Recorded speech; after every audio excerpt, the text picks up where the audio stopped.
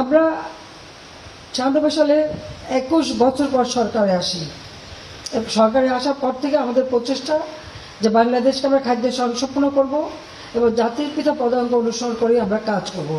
তখন এই একটি বাড়ি একটি খামার প্রকল্পটা ওই যে জাতির পিতা বঙ্গবন্ধু শেখ মুজিব যে সমবায় করতেছিলেন তারই আলোকে এটা আমরা গড়ে তুলি। এই কারণে যে প্রতিটি পরিবারে এই পরিবারের জন্য এটা হচ্ছে ক্ষুদ্র সঞ্চয়ের ব্যবস্থা। ক্ষুদ্র ঋণের অধিক যে ট্যাক্স দিতে হয় সেটা দিতে হবে না, টাকা নিয়ে অতিমাত্রায় সুদ দিতে হয় সেটা দিতে হবে না, বরং আমরা এই সময়ের মাধ্যমে যাই প্রত্যেকটা পরিবারকে যে সহযোগিতা করব সেটা থেকে যে উৎপাদন হবে সেই উৎপাদন থেকে কেউ যদি 100 টাকা জমাতে পারে তাহলে সরকারের কাছ থেকে আরও 100 টাকা দেওয়া হবে 2 বছরের জন্য, সেটা জমা হবে তার মূলধন হিসেবে। এবং আমি এর জন্য একটা ব্যাংক তৈরি করেছি, পল্লী সঞ্চয় ব্যাংক। এই পল্লী সঞ্চয় ব্যাংকে এটা থাকবে এবং পল্লী সঞ্চয় ব্যাংকের আস্তে আস্তে প্রকল্প থেকে যারা একটু স্বাবলম্বী হয়ে ওই পল্লী সঞ্চয় ব্যাংকেই তাদের টাকা থাকবে, সেটাই তার মূলধন হিসেবে তিনি যে ব্যবসা বাণিজ্য যেটাই করেন, হাঁস মুরগি পালন বা চাষ করা বা হাতে সেলাই করা, যে কাজ যে পারবে সেই কাজ করে ওই ব্যাংকের থেকেই টাকা নেবেন এবং কাজ করবেন, আবার ব্যাংকে লোন শোধ দেবেন, অর্থাৎ সম্পূর্ণভাবে স্বাবলম্বী হবে।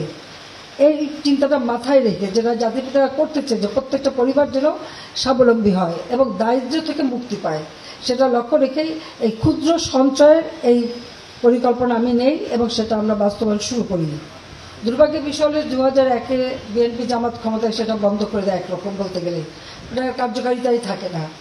যাই হোক, আমরা পরবর্তীতে সরকার আসার পরে আমরা কাজ করে যাচ্ছি এবং একে একে আমরা ওই পল্লী সঞ্চয় ব্যাংকটাকে আরও উন্নত করে গড়ে তোলা এবং সেই সাথে ওই ব্যাংকের মাধ্যমে ঋণ দেওয়া, আর ঋণের সাথে সাথে যারা সঞ্চয় করবে, সঞ্চয় করতে পারলে তাদেরকে এই আর্থিক সহায়তা দিয়েই স্বাবলম্বী করে গড়ে তোলা, সেই কাজটা কিন্তু আমরা করে যাচ্ছি।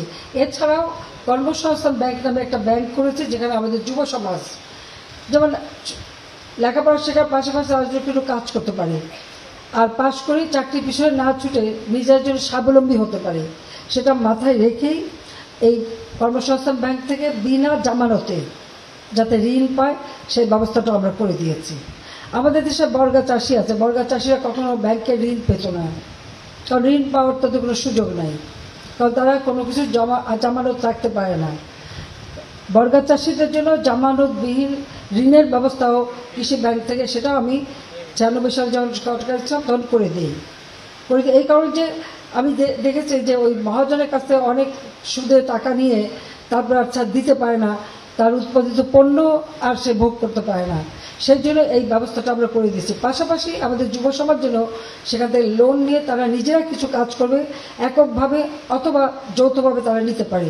যেমন এখন 2 লাখ টাকা পর্যন্ত বিনা জামানতে দেওয়া হয়, সেখানে একক বা কয়েকজন মিলে যদি একটা গ্রুপ তৈরি করে যদি বা এক ব্যক্তি কোম্পানি খুলতে পারবে, কোম্পানি আইনও করে দিয়েছি যে এক ব্যক্তি একটা কোম্পানি খুলে সেও ব্যবসা করতে পারে, সেই সুযোগটাও আমরা সৃষ্টি করে দিয়েছি। পাশাপাশি আমরা ডিজিটাল বাংলাদেশ করেছি, আজকে কম্পিউটার শিক্ষা দেওয়া, অনলাইনে ব্যবসা করা, অনলাইনে কাজ করা, সেই সুযোগ আমরা করে দিয়েছি। ফ্রিল্যান্সার আমরা ট্রেনিং দিচ্ছি, ট্রেনিং দিয়ে দেশে বসে বিদেশে যাতে অর্থ উপার্জন করতে পারে বা দেশের ভিতরেও কাজ করতে পারে সেই ব্যবস্থাটা আমরা করে দিয়েছি। আজকে ডিজিটাল বাংলাদেশ করেছি, স্যাটেলাইট বঙ্গবন্ধু 1 উৎক্ষেপণ করার ফলে এই যোগাযোগটা আমাদের তথ্য প্রযুক্তি যোগাযোগ আরও সহজ হয়ে গেছে, সেই ব্যবস্থা একেবারে দুর্গম এলাকা পর্যন্ত যাতে এই সংযোগটা থাকে সেই ব্যবস্থা আমরা করে দিয়েছি। এই যে আমরা বেসরকারি এত টেলিভিশন সেগুলো এখন আমাদের স্যাটেলাইট থেকেই কিন্তু চলছে, আমাদের আর বিদেশ থেকে ভাড়া করে আমাদের বিদেশি অর্থ দিয়ে বিদেশ থেকে ভাড়া করে আনতে হয় না, আমাদের স্যাটেলাইট ব্যবহার করতে পারি। কিন্তু একটা স্যাটেলাইটের মেয়াদ থাকে 15 বছর, আমরা যেটা এখন করেছি প্রায় 10 বছর হয়ে গেছে, আমাদের কিন্তু 15 বছর আগে আরেকটা করতে হবে, নইলে এটার মেয়াদকাল শেষ হয়ে গেলে এটা চলবে না। সেজন্য এখন থেকে আমরা দ্বিতীয় স্যাটেলাইট নির্মাণেরও ব্যবস্থা নিয়েছি, যাতে এবং সেটা আরও শক্তিশালী হবে। সেখানে আমাদের আবহাওয়া বার্তা থেকে শুরু করে সব ধরনের সুযোগ আসবে, সেই ধরনের নতুন স্যাটেলাইট আমরা করে দেবো। একেবারে প্রত্যন্ত অঞ্চলে, গ্রাম অঞ্চলে, চর অঞ্চলে, দ্বীপ অঞ্চলে, সব অঞ্চলের মানুষ যেন যোগাযোগটা, তথ্য প্রযুক্তির যোগাযোগ করতে পারে, অনলাইনে যোগাযোগ করতে পারে। মোবাইল ফোন কারো হাতেই ছিল না, আমি প্রথম মোবাইল ফোন উন্মুক্ত করে দিই সকলের হাতে। এখন মোটামুটি সকলের হাতেই মোবাইল ফোন আছে, এমনকি বাংলা অক্ষরও মোবাইল ফোনে আছে, যেটা থেকে লিখতে পারি। সেইভাবে আমরা পদক্ষেপ নিয়েছি, অর্থাৎ দারিদ্র্য বিমোচন করে মানুষকে জীবনমান উন্নত করা, যেটা জাতির পিতা বঙ্গবন্ধুর স্বপ্ন ছিল, সেটা বাস্তবায়নের জন্য অনেকগুলি ব্যবস্থা আমরা নিয়েছি। তার মধ্যে এটা একটা ব্যবস্থা, যেটা একেবারে হতদরিদ্র থেকে মানুষকে মুক্তি দেবে।